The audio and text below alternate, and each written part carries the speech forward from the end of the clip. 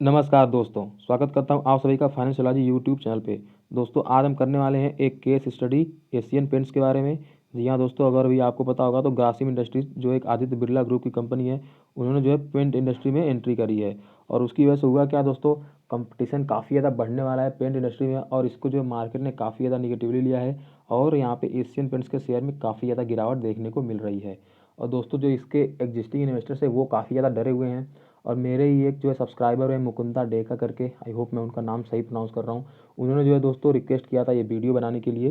तो यहाँ पे जो है हमने काफ़ी डीप में जाके स्टडी करी दोस्तों, ये जो पूरा भी मैटर हुआ है यहाँ पे हमने डिस्कशन किया है। पहले तो क्या थ्रेड्स हैं जो ग्रासिम इंडस्ट्री से यहाँ पे निकल के आने वाला है, और जो थ्रेड्स है दोस्तों कितना ज़्यादा सीरियस है। मतलब अभी जो इनको कंपटीशन मिलेगा एशियन पेंट्स को, वो कितना ज़्यादा सीरियस कंपटीशन है। और उसके बाद दोस्तों हमने ये भी डिस्कस किया है यहाँ पे कि किस तरीके से एशियन पेंट्स जो है उस चीज़ को टैकल कर लेगा आराम से।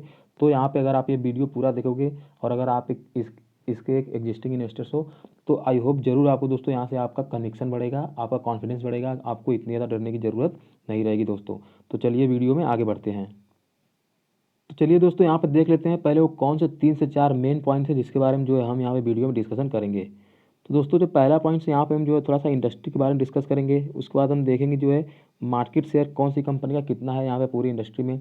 और यहाँ पे जो थ्रेट है दोस्तों वो कितना बड़ा थ्रेट है यहाँ पे, या थ्रेट कह लीजिए या कंपटीशन कह लीजिए, कितना बड़ा थ्रेट्स यहाँ पे जो है ग्रासिम इंडस्ट्री से है यहाँ पे एशियन पेंट्स को। उसके बाद हम ये भी देखेंगे दोस्तों कि जो बिरला ग्रुप पेंट इंडस्ट्री में इंटर क्यों करना चाहता है। और last but not the least दोस्तों जो सबसे इंपॉर्टेंट चीज़ है कि एशियन पेंट्स यहाँ पे इस चीज़ से डील कैसे करेगा, कैसे जो ये टैकल करेंगे इस चीज़ को। तो चलिए दोस्तों सारे पॉइंट जो है एक एक करके यहाँ पे कवर करते हैं। तो दोस्तों अगर मैं पहली बात अगर इंडस्ट्री की बात करूँ, तो यहाँ पे जो अभी इंडियन पेंट इंडस्ट्री है ये है लगभग 755 बिलियन डॉलर की। अगर इसको मैं रुपीज़ में कन्वर्ट करूँ दोस्तों तो ये लगभग आएगा 53,000, या यूँ कह लीजिए 53 से लगभग 55,000 करोड़ के आसपास की इंडस्ट्री आएगी दोस्तों। तो बहुत बड़ी इंडस्ट्री है यहाँ पे पेंट। और यहाँ पे अगर मैं मार्केट शेयर की बात करूँ दोस्तों सारी कंपनियों की अलग अलग, तो यहाँ पे 5 मेजर प्लेयर हैं। सबसे नंबर 1 पे दोस्तों यहाँ पे एशियन पेंट्स लगभग 42% का मार्केट शेयर इन्होंने ग्रैब करके है। उसके बाद सेकेंड नंबर पे दोस्तों बर्जर पेंट 12% का यहाँ पे मार्केट शेयर है। थर्ड नंबर पे दोस्तों कंसाई नेरोलैक 7% का मार्केट शेयर इन्होंने लिया हुआ है। और फोर्थ नंबर पे है एक्जो नोबेल, यहाँ पे 5% का मार्केट शेयर। और फिफ्थ नंबर पे दोस्तों इंडिगो पेंट्स, हाल फिलहाल में इसका IPO आया है, यहाँ पे जो है इन्होंने 2% का मार्केट शेयर लिया हुआ है। और दोस्तों यहाँ पे जो एक मेन चीज़ देखने वाली है वो 30% जो है अदर्स, यानी दोस्तों ये है अनऑर्गेनाइज मार्केट शेयर। यानी अभी भी दोस्तों 30% का मार्केट शेयर जो है अनऑर्गेनाइज है, यहाँ पे कोई भी प्लेयर नहीं है। तो यहाँ पे जो है इस नंबर को आप ध्यान में रखिएगा, क्योंकि लास्ट में जब हम डिस्कशन करेंगे, कंपैरिजन करेंगे दोस्तों, तो ये नंबर जो है काफ़ी ज़्यादा इंपॉर्टेंट होने वाला है। तो चलिए यहाँ पे सेकंड पॉइंट का डिस्कशन करते हैं दोस्तों कि यहाँ पे जो है कितना बड़ा थ्रेट है। और अगर दोस्तों मैं थ्रेट की बात करूँ यहाँ पे, तो उसके लिए दोस्तों हम जो है इनका 3 ईयर का कैपेक्स प्लान देखेंगे कि आने वाले 3 साल में जो है कितने ज़्यादा कैपिटल एक्सपेंड करने वाले हैं अपने जो है बिजनेस के लिए। तो दोस्तों अगर हम इनके 3 ईयर का कैपेक्स प्लान देखें आने वाले टाइम्स का, तो एशियन पेंट्स लगभग खर्च करने वाला है 6,640 करोड़। उसके बाद अगर मैं बर्जर पेंट की बात करूँ दोस्तों तो ये खर्च करने वाले 2,000 करोड़। और कंसई नेरोले की बात करें तो 2,460 करोड़। और दोस्तों गेस वॉट, यहाँ पे अगर मैं ग्रासिम की बात करूँ तो ये दोस्तों खर्च करने वाले हैं 5,000 करोड़। अब इसको आप कंपेयर करके देखिए, जो मार्केट लीडर एशियन पेंट्स दोस्तों वो लगभग खर्च कर रहा है 6,640 करोड़। बर्जर पेंट तुम्हारी 2,000 करोड़ था, और उसके बाद कंसाई नेरोलैक लगभग 2,004। इनकी तो बात ही छोड़ दीजिए, तो बहुत ही नीचे है दोस्तों। लेकिन यहाँ पे आप कंपटीशन देखिए एशियन पेंट्स में और ग्रासिम इंडस्ट्री में कंपेयर करिए दोस्तों। ये जो मार्केट लीडर हैं पिछले लगभग 30-40 साल से जो है यहाँ पे बिजनेस कर रहे हैं दोस्तों, ये खर्च करने वाले पिछले आगे 3 साल में 6,640 करोड़। और यहाँ पे ग्रासिम इंडस्ट्रीज जो एक नई कंपनी दोस्तों पेंट इंडस्ट्री में आने वाली है, वो सीधे खर्च कर रही है पिछले अगले 3 साल में 5,000 करोड़। तो इस अमाउंट से दोस्तों ये कितना कैपेक्स कर रहे हैं, केवल इस अमाउंट से आप गेस कर सकते हो कि कंपटीशन जो है कितना ज़्यादा बड़ा होने वाला है दोस्तों। और जो है कितना बड़ा थ्रेट से यहाँ पे ये पोच कर रहे हैं एशियन पेंट्स के लिए। और शायद इसी वजह से जो है मार्केट इतना ज़्यादा निगेटिव ले रहा है इस चीज़ को, और यहाँ पे जो है इतना ज़्यादा शेयर प्राइस करेक्शन हो रहा है दोस्तों। तो चलिए यहाँ पे जो हम थोड़ा सा थर्ड पॉइंट की बात करेंगे कि why Birla industry wants to enter in paint industry. दोस्तों बिरला ग्रुप ऐसा यहाँ पे क्यों कर रहा है, यहाँ पे ये जो है क्यों इंटर करना चाह रहे हैं।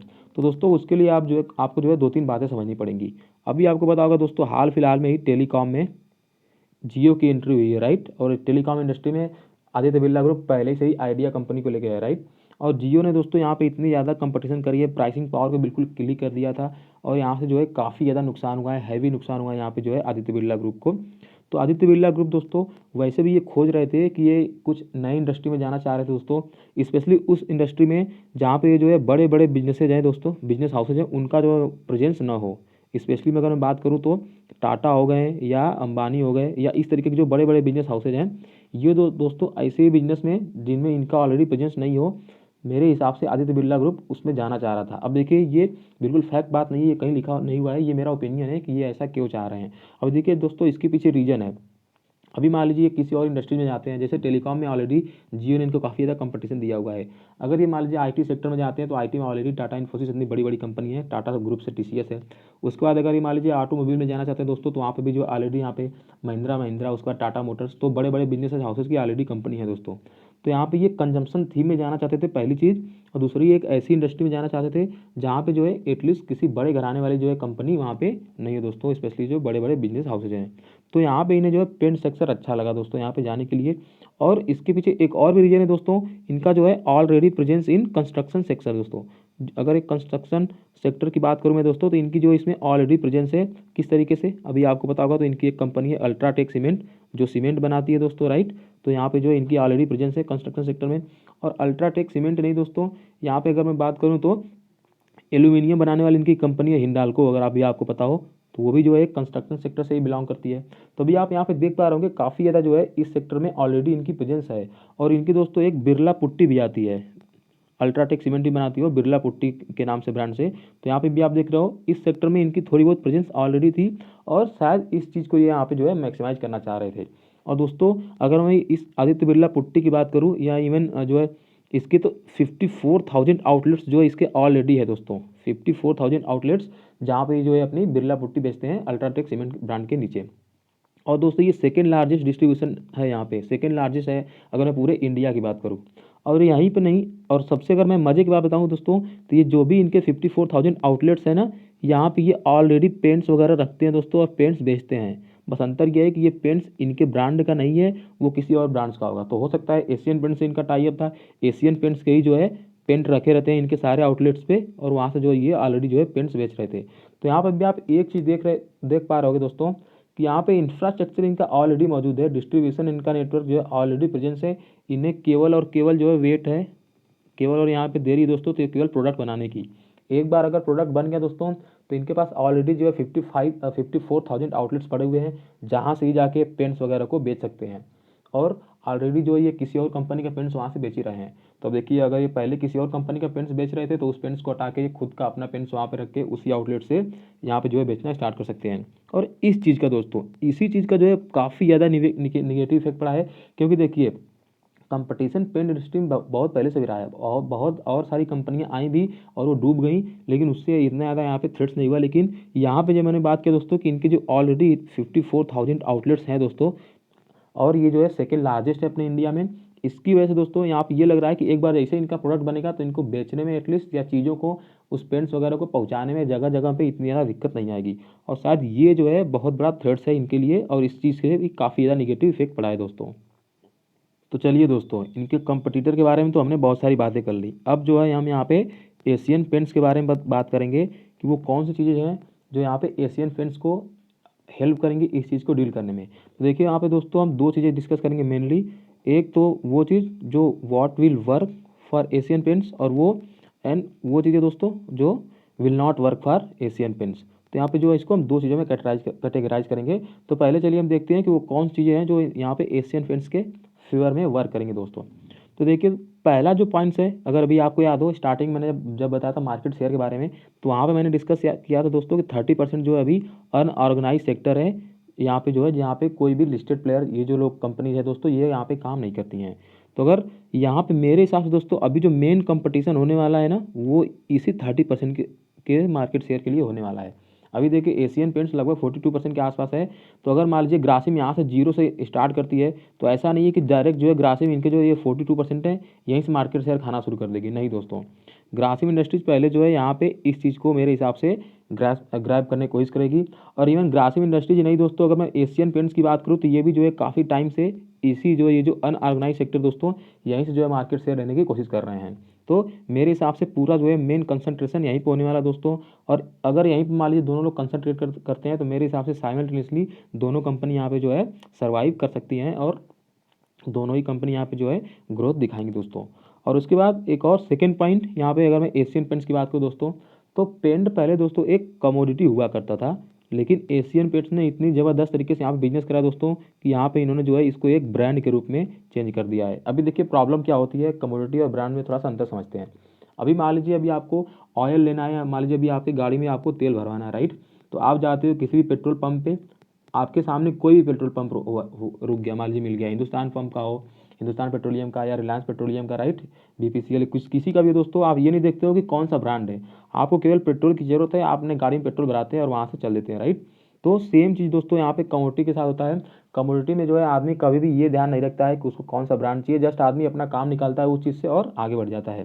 पहले दोस्तों पेंट सेक्टर में भी यही हुआ करता था। मान लीजिए अभी आपको अपना घर पेंट करवाना है तो आप जाते थे अपने मार्केट से, कोई भी पेंटर को बोलते तो भाई मेरा घर पेंट करना है, वो कोई भी पेंट उठा के लाता था और आपका घर जो है पेंट कर देता था दोस्तों।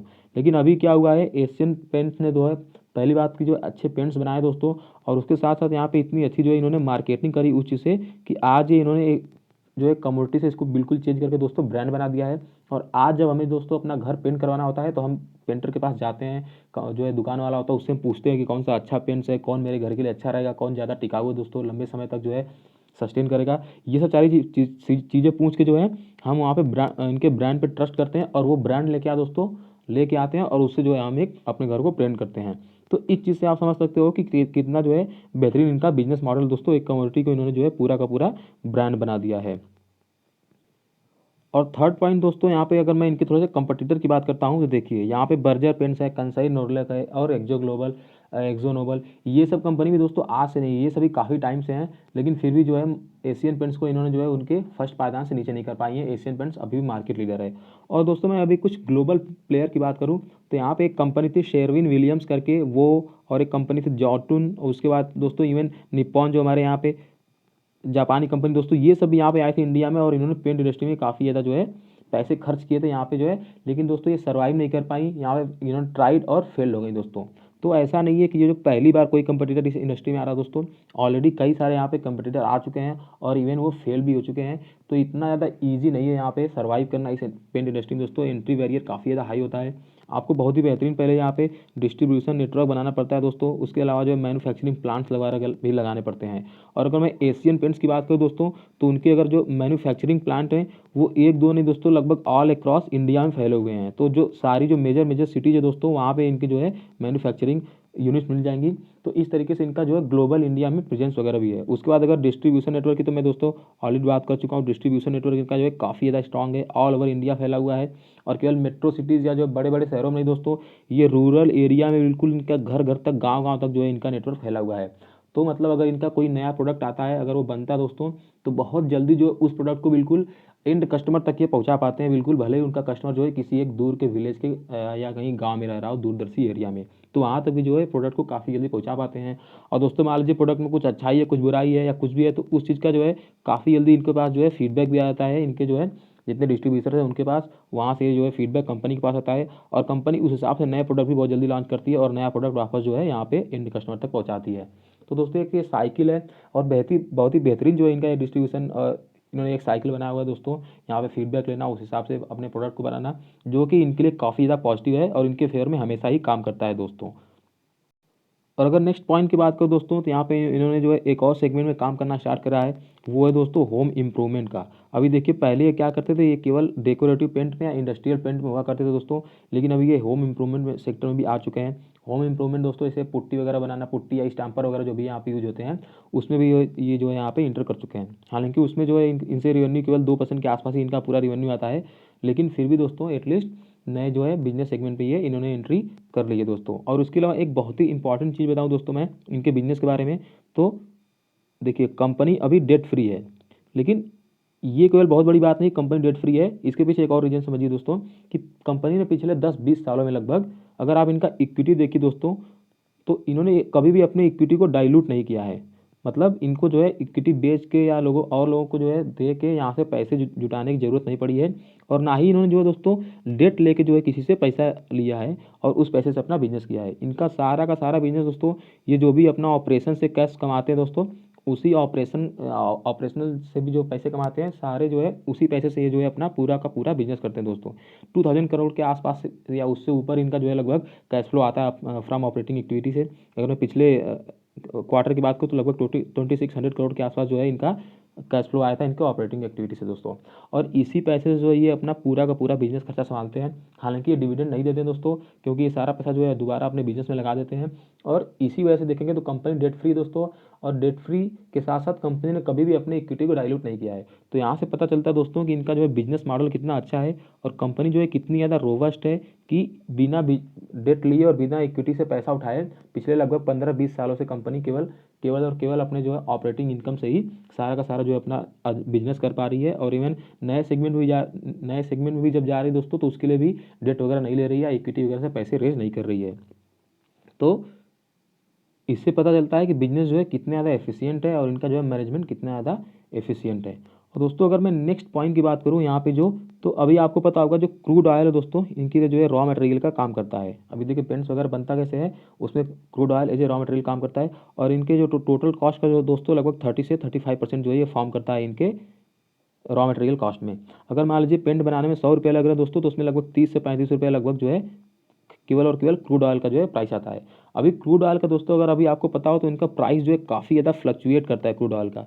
लेकिन इंस्पाइट ऑफ दिस फ्लक्चुएशन दोस्तों, कि इनके रॉ मटेरियल का कॉस्ट इतना ज़्यादा फ्लक्चुएट करता है, इनका अगर मैं ऑपरेटिंग प्रॉफिट मार्जिन की बात करूँ दोस्तों, तो हमेशा 20% के आसपास जो है स्टेबल ही रहता है।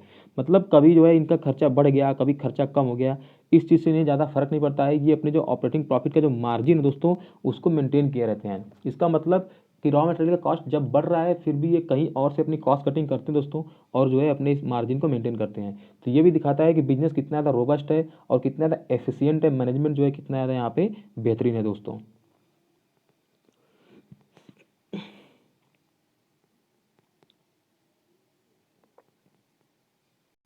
और इसके अलावा दोस्तों अगर इनके रिटर्न की बात की जाए तो यहाँ पर देख पा रहे होंगे मैंने इनका मैक्सिमम रिटर्न लगाया हुआ पिछले 20 साल का। सॉरी, यहाँ पे भी आप देख पा रहे होंगे 13,983% का रिटर्न दिया इन्होंने जो है पिछले 20 साल में। यहाँ पे देख पा रहे होंगे आप 19 जन 2020 को लगभग शेयर 70 रुपये के आसपास का हुआ करता था, और अभी जो है शेयर लगभग 2800 के आसपास है। तो यानी जो है लगभग लगभग दोस्तों 25%, या इसको बोलिए 25% प्लस का जो है इन्होंने CAGR दिया हुआ है पिछले 20 सालों में। तो बहुत ही बेहतरीन यहाँ पे दोस्तों CAGR रहा है इनका, काफ़ी अच्छा जो है कंपनी ने रिटर्न दिया है। तो दोस्तों ये सब जो चीज़ें हो गई जो इनके फेवर में वर्क करेंगी। अब चलिए दोस्तों थोड़ी सी वो चीज़ें डिस्कस कर लेते हैं जो इनके फेवर में वर्क नहीं करेंगी और जो यहाँ पे इनके लिए थोड़ी सी नेगेटिव हो सकती हैं। तो उनमें जो दोस्तों पहला पॉइंट है इनका प्रीमियम वैल्यूएशन। जी हाँ दोस्तों, काफ़ी ज़्यादा प्रीमियम वैल्यूएशन पे कंपनी ट्रेड करती है, अभी भी लगभग 80 के PE के आसपास ट्रेड कर रही है दोस्तों। तो हमेशा जो है मार्केट ने इसको एक प्रीमियम वैल्यूएशन दिया है, क्योंकि कंपनी ने अर्निंग काफ़ी अच्छी दिखाई है टाइम से टाइम, शेयर प्राइस ने भी काफ़ी ज़्यादा अच्छा रिटर्न दिया है। लेकिन दोस्तों मेरे हिसाब से ये जो अभी कंपटीटर आया है ग्रासिम इंडस्ट्रीज़, उसके आने के बाद शायद ये प्रीमियम जो वैल्यूएशन है दोस्तों इतना जो है वैल्यूएशन सस्टेन नहीं करेगा मेरे हिसाब से। तो अगर मान लीजिए यहाँ पे आप एग्जिस्टिंग इन्वेस्टर्स हैं तो आपको जो है अपनी एक्सपेक्टेशन को उसी हिसाब से जो है थोड़ा सा डाउन करना पड़ेगा। अभी देखिए हो सकता है यहाँ पे 70-80 के PE पे ट्रेड कर रहा हो, तो देखिए प्रीमियम वैल्यूएशन तो अभी मिलेगा क्योंकि कंपनी बहुत ही बेहतरीन है। लेकिन हो सकता है अभी ये जो 70 या इसके ऊपर जो है 60, 70, 80 ऐसा जो PE मिल रहा है, आगे चल के ये इतना ना मिले दोस्तों। तो हो सकता है मेरे हिसाब से वो 40 के आसपास आ जाए, या इवन मान लीजिए 50 से लेस देन हो जाए। तो इस रेंज में मेरे हिसाब से आना चाहिए, इतना ज़्यादा प्रीमियम वैल्यूएशन तो नहीं मिलेगा। तो ये एक चीज़ है दोस्तों जो इनके लिए निगेटिव काम करेगी। और दूसरी चीज़ दोस्तों, यहाँ पे कंपटीटर बढ़ने से दोस्तों यहाँ पे जो है इनका मार्जिन पे बहुत ज़्यादा इफेक्ट पड़ेगा। अब देखिए मार्जिन में भी अगर इफेक्ट पड़ेगा दोस्तों, तो ऐसा नहीं कि इनके पूरे बिजनेस पे इफेक्ट पड़ेगा। अब देखिए ये इनका जो है 2 सेगमेंट से मेन बिजनेस आता है। एक तो आता है दोस्तों इनका डेकोरेटिव पेंट से, और दूसरा आता है इंडस्ट्रियल पेंट से, राइट। और यहाँ से लगभग इनका 85% रेवेन्यू आता है, और बाकी का यहाँ से लगभग 3 से 4% इंडस्ट्रियल से आता है। इंडस्ट्रियल पेंट से मतलब वो जो कार वगैरह को पेंट वगैरह करने के लिए यूज होते हैं वो पेंट वगैरह जो बेचते हैं, तो यहाँ से इनका 3-4% रेवेन्यू आता है दोस्तों।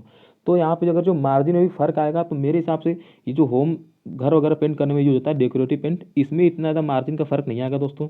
लेकिन ये जो इंडस्ट्रियल पेंट्स है जो गाड़ियाँ वगैरह पेंट करने में के लिए होती हैं, वहाँ से इनका 3% रेवेन्यू आता है। वहाँ पे जो है मार्जिन का इफेक्ट जरूर आएगा, क्योंकि जो बड़े बड़े कस्टमर्स होंगे दोस्तों, इनके जो बड़े बड़े क्लाइंट्स होते हैं, जैसे मान लीजिए मारुति कंपनी दोस्तों, तो वो यहाँ पे जाने के बाद निगोशिएशन कर सकती है कि देखिए अभी आपके पास एक बड़ा कंपटीटर है, वो मेरे को कम प्राइस में ऑफर कर रहा है, तो आपको भी अपना प्राइस लोअर करना पड़ेगा। हमारे पास दोस्तों हम एक छोटे मोटे कस्टमर है, हमारे पास प्राइसिंग पावर या कह लीजिए बार्गेनिंग पावर नहीं है, हम जाके एशियन पेंट से नहीं बोल सकते हैं कि भैया प्राइस कम करो क्योंकि आपका एक कंपटीटर आ गया है, राइट। लेकिन मारुति ये चीज़ कर सकती है, राइट, क्योंकि मारुति का रीच बहुत बड़ा है, बहुत बड़ी कंपनी है।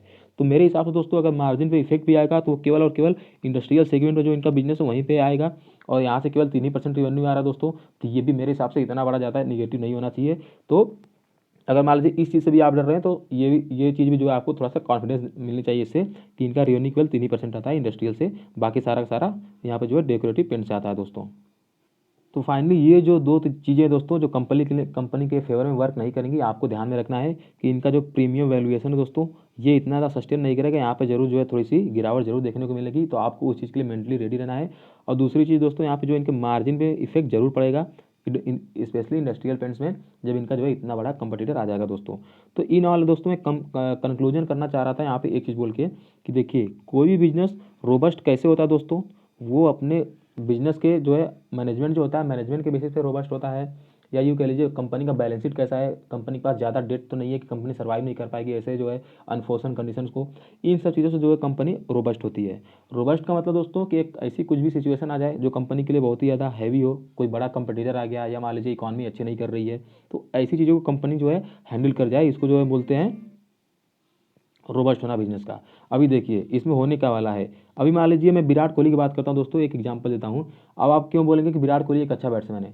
विराट कोहली एक अच्छा बैट्समैन है इसलिए क्योंकि वो अच्छा खेलता दोस्तों, कंसिस्टेंट प्लेयर है, इस वजह से नहीं क्योंकि जो इसके कंपटीटर खराब हैं, राइट।